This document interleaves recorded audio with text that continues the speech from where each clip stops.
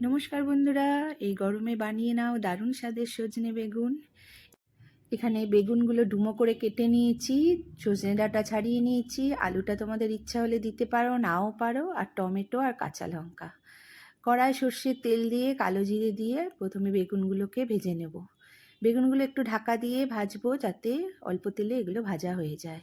এবার দিয়ে দিলাম আলুগুলো লম্বা করে কেটে নিয়েছিলাম। এবার আলুগুলো একটু নাড়াচাড়া করে ভেজে নিয়ে এবার সজনে ডাঁটা আর টমেটো, কাঁচা লঙ্কা সব দিয়ে দিলাম, একটু নাড়াচাড়া করে এবার জল ঢেলে দেবো। একটুখানি পরিমাণ মতো জল দিয়ে তারপরে এটা একটু সেদ্ধ হতে দেব। এর মধ্যে দিয়ে দেবো এবারে শুকনো লঙ্কার গুঁড়ো, নুন, হলুদ দিয়ে এবার ঢাকা দিয়ে রেখে দেবো। যতক্ষণ না সেদ্ধ হয় এভাবেই খানিকক্ষণ রেখে দেবো। এটা কিন্তু দারুণ স্বাদের খেতে লাগে, ভীষণ ভালো লাগে খেতে। আর গরমে তো এমনি সজনে ডাঁটা খাওয়াও খুব ভালো। দেখো বন্ধুরা, আলুগুলো সেদ্ধ হয়ে গেছে, ডাঁটাগুলোও অনেক সেদ্ধ হয়ে গেছে। এবারে এগুলোকে ভালো করে আমি একটু মিশিয়ে নেব। নিয়ে এর মধ্যে দিয়ে দিলাম পোস্ত বাটা। পোস্ত বাটা দিয়ে একটু নাড়াচাড়া করে নিলেই এটা নামিয়ে নেব।